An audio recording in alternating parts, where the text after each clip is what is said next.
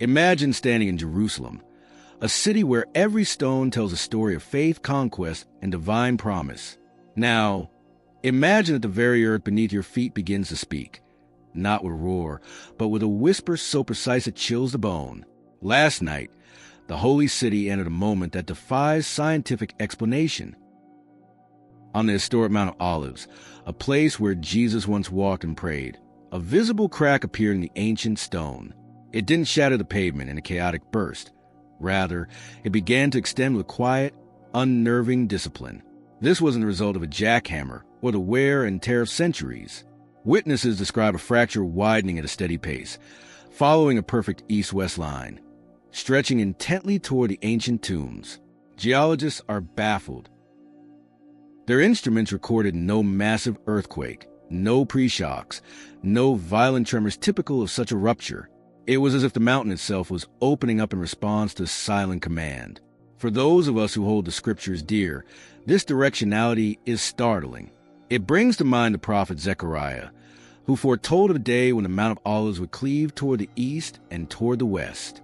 Is this fracture a mere geological coincidence, or is it the first syllable of a divine sentence being written in rock?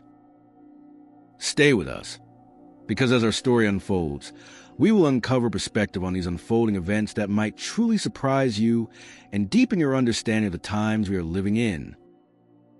As a small thank you for joining us today, we offer a moment of shared blessing. Comment with the word faith if you are open to receiving a special final thought dedicated to everyone participating. And please press like if you appreciate these moments. The mystery, however, did not stop at the ground level. As eyes were fixed on the fracturing earth, the sky above Jerusalem refused to behave normally. Clouds ceased to drift with the wind, holding their shapes for impossibly long periods, arranged in formations that looked less like vapor and more like a structured assembly. The air grew thick, heavy with a heat that pressed down on the spirit, while reports of unexplained resonances, low-frequency hums, began to emerge from the old city. It is rare that the earth and the sky fall out of rhythm with nature at the exact same moment.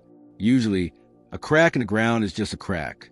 But here, the absence of chaos is what draws our attention. There was no panic, no crumbling debris, only a deliberate, unfolding sign.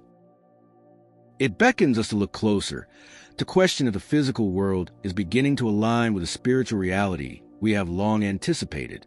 But if you think a silent crack in the mountain is unsettling, wait until you hear how the heavens responded next. The ground was only the first witness. What fell from the sky moments later would turn quiet wonder into absolute awe. In a land known for its dry seasons and scorching sun, rain is usually a blessing, a gift prayed for by generations. But what fell upon Jerusalem following the earth's quiet shifting was something altogether different. It did not arrive with the slow, gray buildup of a winter storm. Instead, the heavens opened with a sudden, startling intensity.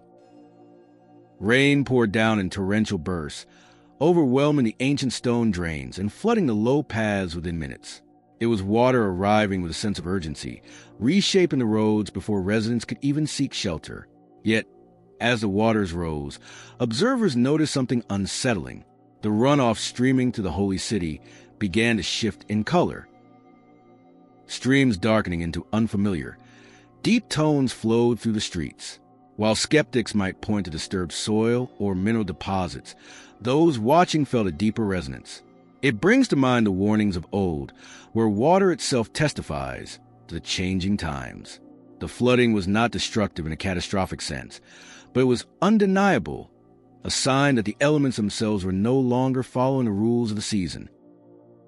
Accompanying this deluge was a heat that felt almost physical in its weight. The air grew thick, pressing down on the city rather than moving freely. It wasn't just temperature, it was atmosphere, an oppressive heaviness that drained energy and focus, lingering long after the rain should have brought relief. It was a kind of atmosphere where one feels a need to pause and pray, sensing that the spiritual pressure is matching the barometric one. Then came the light. Above the city, silent lightning began to strike. But this was not the chaotic flashing of a summer thunderstorm. These strikes were precise, illuminating specific locations long regarded as sacred. Yet without the accompanying roar of thunder, there were no storm clouds, no buildup, just sudden, illuminating flashes that vanished as quickly as they appeared, leaving no damage, only wonder. Scripture tells us in the book of Acts, "And I will shew wonders in the heaven above, and signs on the earth beneath, blood and fire and the vapor of smoke," Acts 2 verse 19. When rain, heat, and lightning converge in such a specific, synchronized dance, it moves beyond mere weather. It becomes a language. The earth beneath Jerusalem was shifting, and now the sky was answering in kind. But if you think these elemental displays were the peak of this phenomenon, you are mistaken. What observer began to see forming in the clouds next would challenge even the most skeptical mind. Images so clear and purposeful, they could hardly be called clouds at all. As the strange weather subsided, eyes across Jerusalem remained fixed on the heavens, but what they saw next was far more specific than lightning or rain.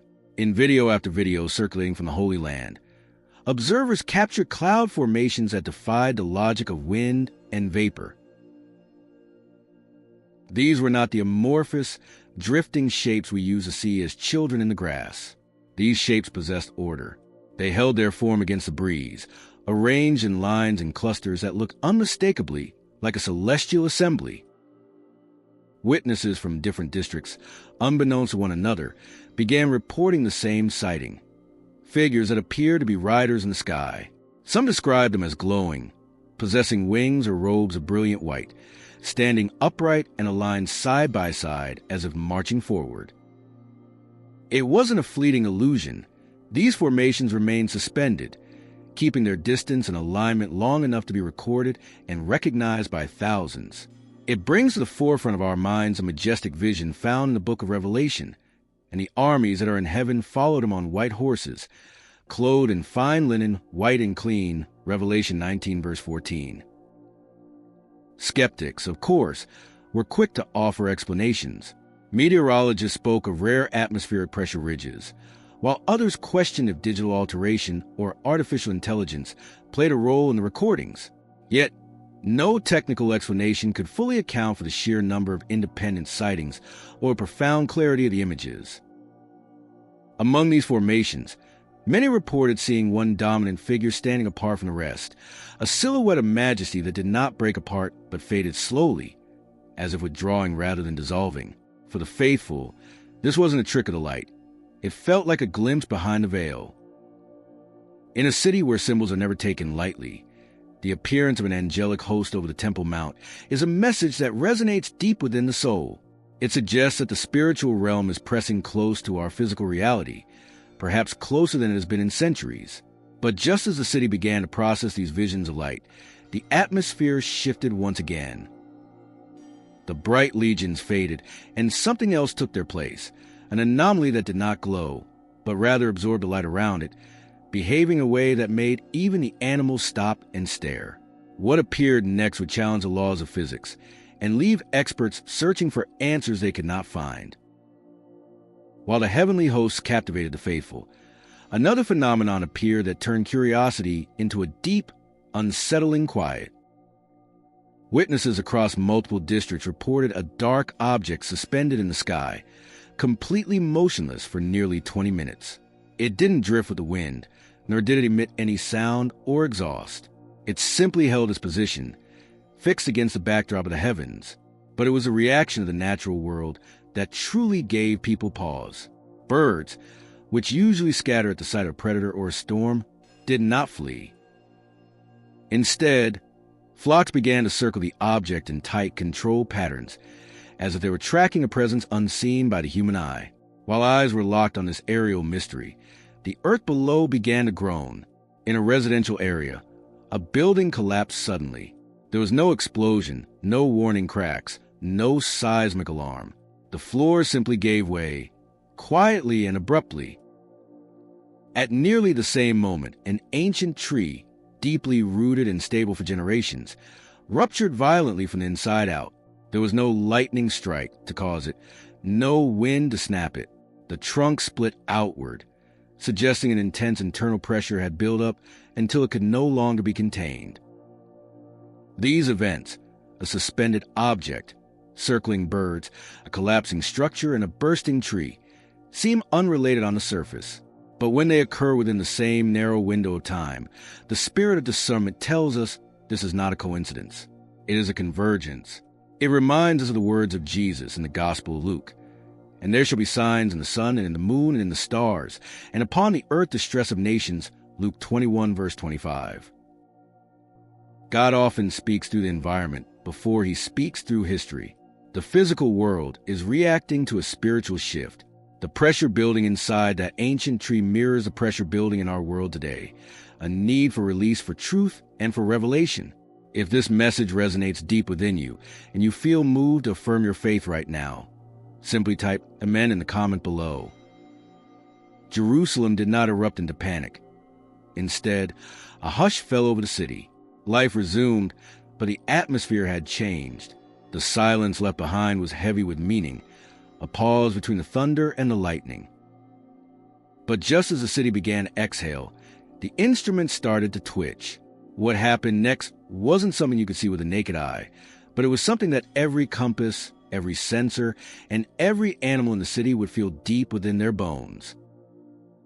Following the visible spectacles in the sky and the unsettling movements on the ground, a strange contradiction settled over Jerusalem. To the naked eye, the heavens appeared to stabilize. The clouds dispersed, the strange formations vanished, and the sun returned to its post. But while the visual drama paused, the invisible world began to tremble. In the hours that followed, the city experienced a wave of phenomena that could not be seen, only felt and measured. It began with the instruments. Across the region, magnetic irregularities spiked without warning. Typically, such disturbances are the result of solar flares or massive space weather events. Yet global observatories reported the sun was quiet. There were no solar storms, no geomagnetic warnings issued by NASA or any other agency. The interference was localized, hovering specifically over the Holy Land. Pilots operating near Jerusalem reported momentary inconsistencies in their navigation systems. Needles drifting, GPS signals dropping, and restoring themselves without cause. It was as if a massive, invisible hand was passing over the city, disrupting the very frequencies we rely on for direction. Before the technology flickered, however, the creation itself reacted. We often forget that the animal kingdom is attuned to frequencies we cannot hear. Reports surface of dogs barking incessantly at empty air, birds altering their migration patterns abruptly, and livestock displaying signs of deep agitation. It calls to mind the Apostle Paul's words in Romans, that the whole creation groans and labors with birth pangs. The animals sensed what the satellites were just beginning to register, a shift in the atmosphere that was not meteorological, but spiritual. This invisible pressure manifested in the human population as a profound, heavy silence. The bustling streets of the old city, usually a cacophony of merchants and tourists, grew subdued. Conversation slowed. People found themselves pausing in the middle of the street, looking up, waiting for a sound they couldn't name. It wasn't panic, it was attentiveness. It was a feeling of a congregation falling silent right before the sermon begins. The skeptics will tell you these were coincidental glitches, a bad day for the power grid, a strange day for the birds. But when compasses fail, animals panic, and a city of millions falls into a hush simultaneously, we must look beyond the physical. The silence was not an end to the events. It was a deep breath. The atmosphere was charging, pulling back like a slingshot. The magnetic disturbances and the eerie quiet were merely the prelude to a physical manifestation that would leave marks on the stones of Jerusalem that can still be seen today. The quiet is about to break, and what shatters it will not be a whisper, but a hammering force in the heavens unlike anything living memory has recorded. The silence that had settled over Jerusalem was shattered in an instant. The stillness, which felt like a held breath, released not into a gentle rain, but into a furious bombardment. Without any warning, no darkening horizon, no gradual drop in temperature, a hailstorm formed directly over the holy city. Meteorologists were left stunned as radar screens lit up out of nowhere. This wasn't a storm system moving in from the Mediterranean. It was an atmospheric anomaly that appeared fully developed right above the Temple Mount. The hailstones were unlike anything seen in living memory. They were not the rounded pellets of a winter flurry. Witnesses described them as jagged, crystalline shards, almost like fragments of carved glass. They fell with a violence that felt deliberate, striking the ancient stones with the force of hammers. The duration of the assault was precise, exactly 7 minutes. In biblical numerology, 7 is a number of perfection and completion. For 7 minutes, the heavens pummeled the earth, and the damage was heartbreaking. On the Mount of Olives, ancient olive trees had stood as silent witnesses to centuries of history. Trees that survived empires, wars, and droughts snapped like brittle twigs. Trunks split down the middle. Branches that may have provided shade for generations of pilgrims were severed. The loss of these trees felt personal to the city, a wounding of its living history. To join our community and never miss an inspiring story, consider clicking like and subscribing to the channel. Perhaps most baffling of all was the scent that followed the ice. Responders and residents alike reported a strange fragrance in the air, a mix of metallic ozone and a distinct herbal scent, unlike the usual smell of wet earth. It was as if the storm had carried with it the atmosphere of another place entirely. Scripture reminds us in the book of Job, "Hast thou entered into the treasures of the snow? Or hast thou seen the treasures of the hail, which I have reserved against the time of trouble?" Job 38, verses 22 to 23. When the 7 minutes ended, the storm vanished as abruptly as it had begun. The sky cleared immediately. There was no lingering drizzle, no fading clouds. Just a city bruised and battered, covered in ice that shouldn't have been there. But as the ice began to melt, news arrived from the wilderness that would change everything. The storm, it seemed, had not just struck the city. The tremors associated with it had reached out into the Judean desert. The hail was the hammer, but the earth was the lock. And out in the quiet, barren wilderness, something that had been sealed for centuries had just cracked open. The Judean wilderness is a place of ancient silence, where history is often buried deep beneath the sand and rock. But just as the ice melted in the streets of Jerusalem, the desert decided to speak. A minor tremor, barely registering on seismic scales, fractured the surface of a remote archaeological zone. It wasn't a destructive quake. It was an opening. Patrol teams, expecting to find nothing more than shifted rubble, stumbled upon a fissure that revealed a carved stone chamber, sealed, forgotten, and untouched for centuries. Inside, the air was still, preserved as if time itself had held its breath. In the center of the room stood a stone sarcophagus commanding the space, but it was what surrounded the tomb that silenced the explorers. Skeletal remains were arranged in a circle, not scattered in chaos, but kneeling. These were warriors, their rusted swords still gripped in skeletal hands, blades pointed inward toward the sarcophagus. They had died at their posts, eternal guardians of whatever lay within. And directly upon the lid of that stone box, a single beam of sunlight filtered through the new fracture, illuminating a narrow crack in the stone. This discovery brings the words of the Gospel of Luke crashing into our present reality. "For there is nothing hidden that shall not be known and come abroad." Luke 8, verse 17. The wilderness had kept this secret until the precise moment the city cracked and the sky wept ice. This is not a story of random chaos. When the earth shifts, the heavens align, and the hidden things are revealed, we are not witnessing the end of the world. We are witnessing a beginning. The alignment of these events, the crack in the mount, the angelic clouds, the mysterious storm, and the open tomb, serves as a divine wake-up call. It is a reminder that we live in a world where the physical and the spiritual are intimately connected. We are being invited to pay attention, to look up, and prepare our hearts. The signs are no longer whispering. They are singing in chorus. As we conclude on this profound mystery, we invite you to declare your faith. Comment "Jesus is King" below to affirm this truth with us. And your journey doesn't have to stop here. Click on the video appearing on your screen now for another powerful message we prepared for you.